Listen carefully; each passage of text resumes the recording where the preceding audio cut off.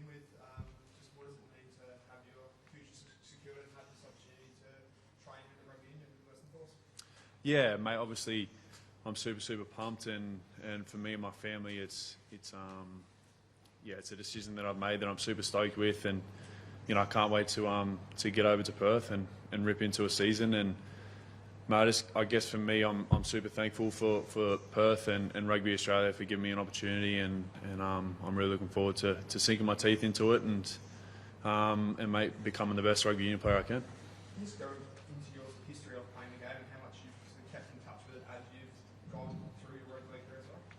Yeah, so mate, grew up playing rugby union and rugby league, but I guess when I moved down to play rugby league in Wollongong in 2015, pretty much that was the last that I'd played of rugby union, mate, and then from then on in, it's been rugby league. What position were you playing rugby union growing up?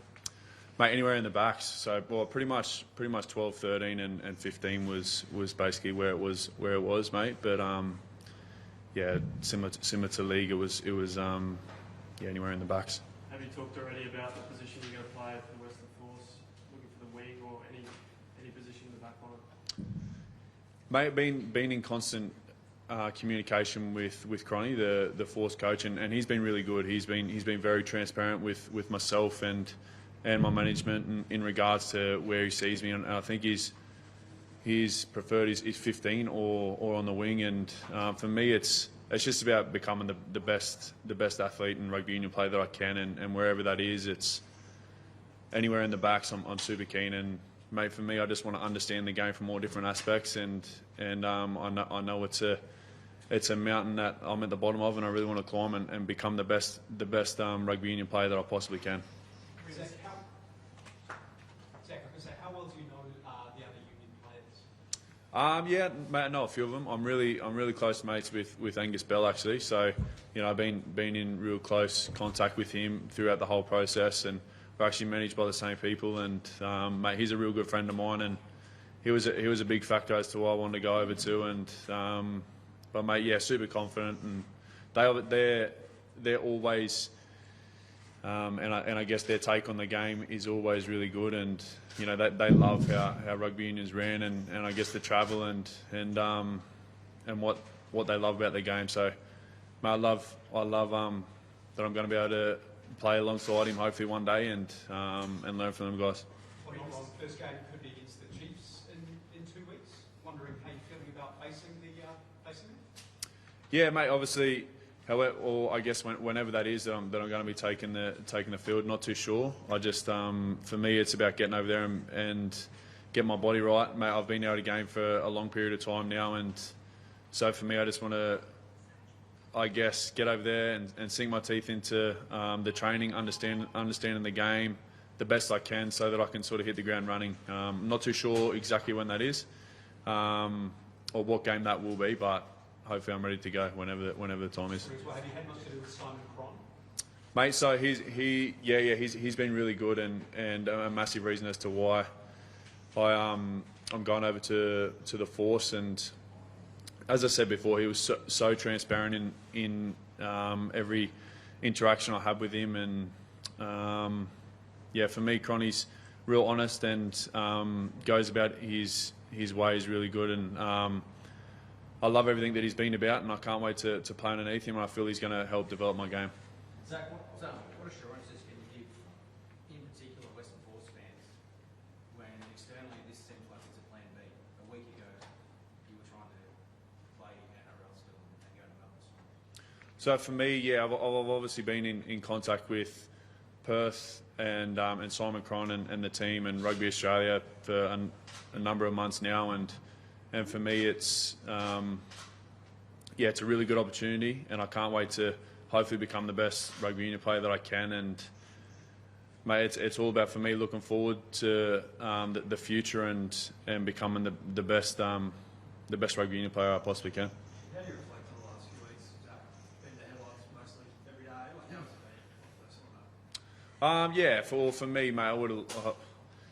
There's obviously been a whole heap of scenarios that have come out, but mate, it definitely hasn't been ideal. But at the same time, to be able to make a decision and move on from it, yeah, he's positive, and that's sort of my focus is, I've been able to make a decision now, and I want to just be able to move on from it, and I can't wait to get over to Perth and become the best rugby union player that I possibly can. I know I've got a lot to learn, and that's something that truly excites me is the growth in rugby union player that I can potentially come, and I've put all my faith in Cronny and the team over there at Western Force, and I can't wait to be a part of it.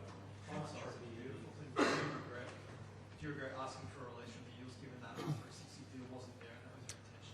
No, not at all. Not at all. I mean, at the end of the day, mate, it's me that's made the decisions, and it's me that has the consequences. You know what I mean? No one else. So at the end of the day, it's my decisions, and they're the ones that I've made. And mate, but it's one that I stick by. And for me, it was initially to go and play rugby union. So and I've been in constant communication with the team, and mate, here we are. On that, Zac, can you understand Parramatta's stance, or is it a sense of resentment that they wouldn't let you go during Melbourne, which is what you want to do, obviously what the Storm wanted? Oh, mate, in regards to that, and in regards to the NRL, mate, I've been so thankful and so fortunate enough to be able to have a successful career in the NRL, and I love everything that they've been able to give me and my family, and mate, I've been able to play the game at the highest level, and that's something that I'm super proud of, and the teams that I've played for with Parramatta and the Dragons, and was pursued with Storm to try and make something happen, but obviously results didn't allow that. But mate, I've been so thankful and grateful for everything that rugby league has given me. But this is to the future, and for me, I guess I'm leaving at the peak of my career in the rugby league terms, but it's something that motivates me, mate, to essentially I'm going to start to build the game from the ground up as a player, and that's something that motivates me, and I want to test myself. So what's the biggest skills that you have to sort of try and, I guess, kind of refine as you move back to the 15s games? It's something more around the kicking game, like where you look to kind of turn your focus when it comes to this next couple of weeks of training? Yeah, I think, mate, everywhere. Realistically, mate, there's so much that I need to learn. I'm a novice to the game, and I think it's the things that I bring my attributes of my running game and my aerial threat and defensively. But mate, I need to understand how the game actually operates. You know what I mean? And that's a massive reason why I wanted to go to the Force and believe in Simon Cron and his team, and I feel like them as the Western Force as an organisation and a team that's going to be able to help me do that the most. But as I said, that really excites me. How much rugby have you watched in recent times, and other players and that coach enjoyed watching? Yeah, I think I haven't watched a whole heap as of late. Well, sorry, as of late I've been watching a fair bit to try and get myself up to speed a little bit. But obviously it's been really good to see Joey Suwali move over, and he's been really good, and I've got no doubt he's just on the up and up, and as a player and an athlete. And as I said before, I've been in constant communication with Angus Bell, and I watch his games all the time, and he's been watching my games, and so yeah, it's something that I really want to develop, and it's mate, it's going to be a real good test for me, and it's something that I'm just going to attack at first. What sort of reaction have you got from your league mates close to this decision? Yeah, mate, they've all been supportive, and everyone that's been really close to me, and mate, people that I've been in contact with throughout my league career. Mate, I have friends there that I'm going to be best mates with for life, and I'm not ever to say that my league career is over, but for me, mate, they've always been so supportive in whatever decision it is that I made, and vice versa, myself to them. And I've been fortunate enough that whatever decision I've made and I've lived by, and my family have always backed me, and that's the thing that I'm super grateful for. Is playing for the Wallabies any part of the decision? Obviously, the World Cup as well and home soil next year. Was that any part of the decision? Of course, I think anyone who plays rugby union would be lying to you if they told you they didn't want to play for their country, and I think that that's your highest honour. And for me, a home World Cup is massive. But for me to be able to even put myself in that conversation, that starts the minute that I walk in the doors at Western Force, and I can't wait to do that. And I've got all the faith in the world that they're going to help me to be able to be the best team player and person that I can. And I'm really looking forward to everything that they're about. But yeah, that absolutely motivates me, and hopefully to one day be a dual international is something that I would absolutely be proud of. Zach, just on that, what do you think potentially about the prospect of facing the All Blacks, hypothetically? I don't think there's any bigger task in professional sport. They've showed time and time again why they're so successful, but yeah, that's what it's all about. You want to test yourself against the best, and hence the reason why I've put myself in this position. It's because you want to test yourself, and I don't want to get to the end of my career and think about should I have given that a crack, should I not have? And my manager's been really good for me, and he was someone that went over and changed codes, and he's always been, when I signed with him and the management team when I was 13, it was a major factor too, because of the experience and the contacts that he had in Rugby Union, and he's always has a shine light when he talks about Rugby Union, and that fills me with a lot of confidence. You mentioned earlier the Kiwi Union guys, or any of the Kiwi Union players? Yeah, no, obviously, mate, I watched it a little bit. So obviously the Bowden Barrett and Geordie Barrett, I spoke to Geordie Barrett a few times and kept in touch with him over socials, and but yeah, and mate, I've sort of, Sonny Bill has been really good as well, and he's sort of he's been real. I guess for me, he's helped me out a lot with this too, and obviously moved over to Rugby Union, and yeah, he's been really good. I've been pretty fortunate enough to have some voices that have helped me. You mentioned earlier, Zach, that you left rugby league at the negative hours.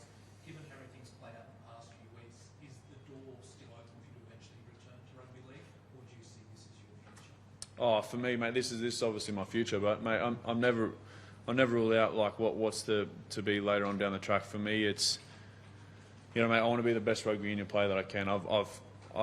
I've already said that I'm super grateful for everything that rugby league has given me. Rugby league's given me the chance to be able to be where we are today, and I'm super thankful for that. And they know that. And to my previous clubs, I'm super grateful. But for me, it's all about the future, and I've been able to make a decision.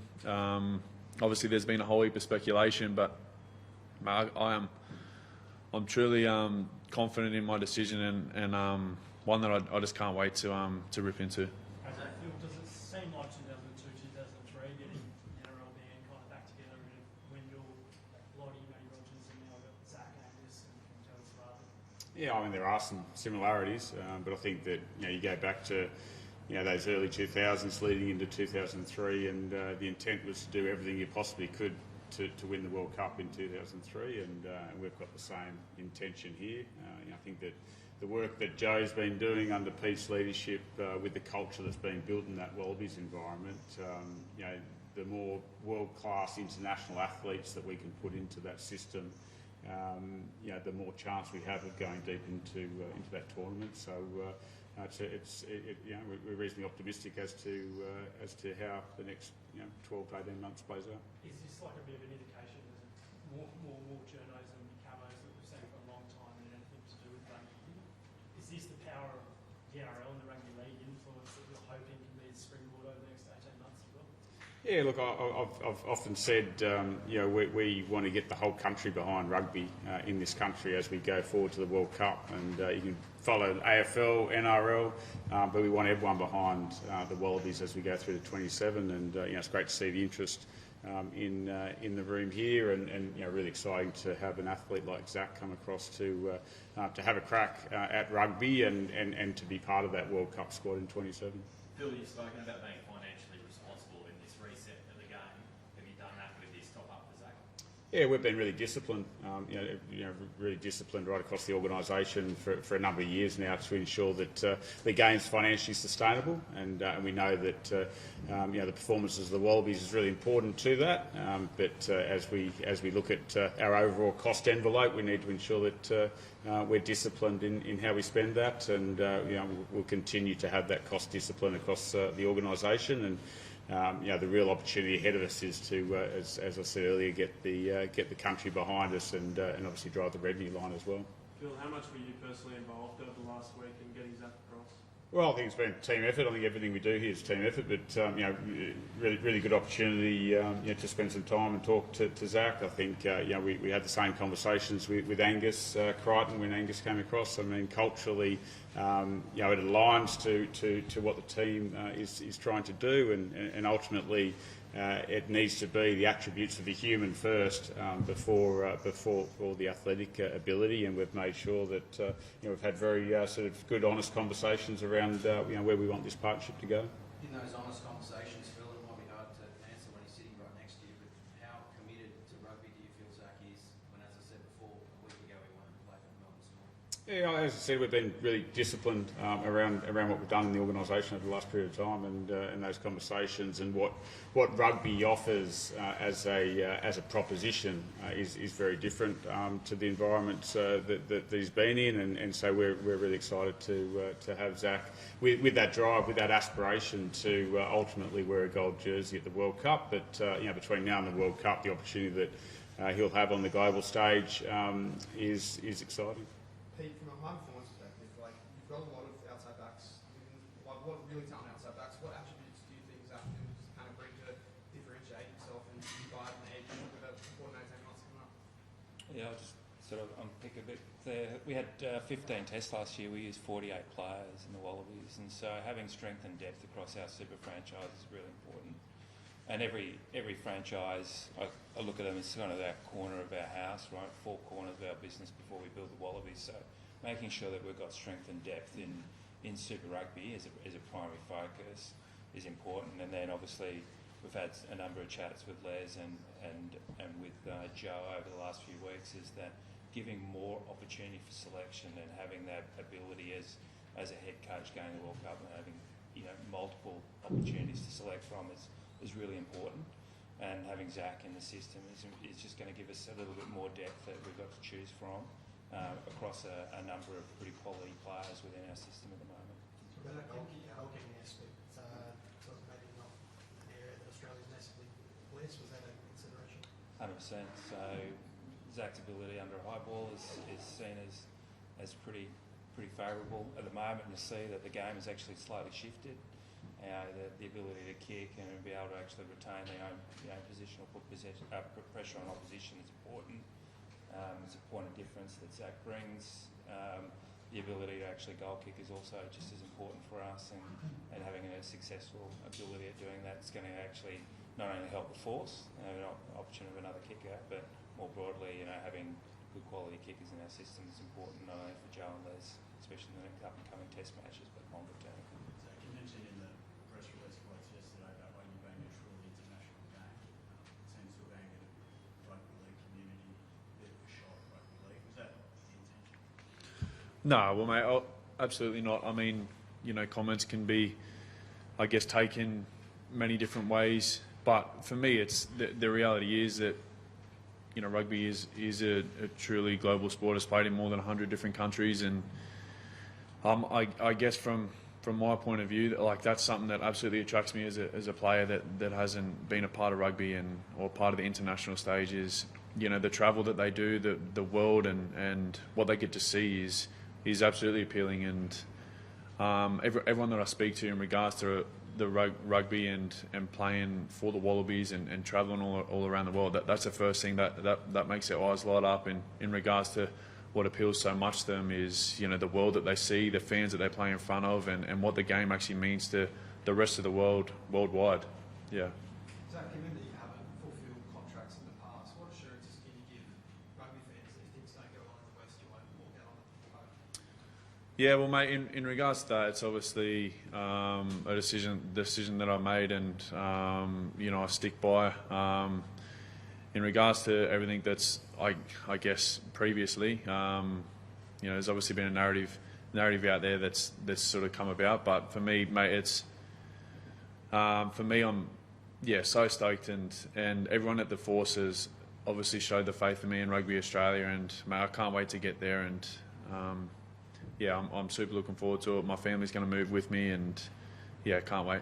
Lee, from a Western Force perspective, like, what does a signing like that kind of indicate about where you want to go, and how pleased have you been with, like, from your perspective, dealing with his commitment to the Force for the next 2 years? Yeah, look, we're really, really excited about the signing. On field, Zac brings a whole level of professionalism and to the Force. We've put a lot of time and effort into bringing Zac and his family across to ensure that the environment works for them. So we're really, really committed and super excited about this.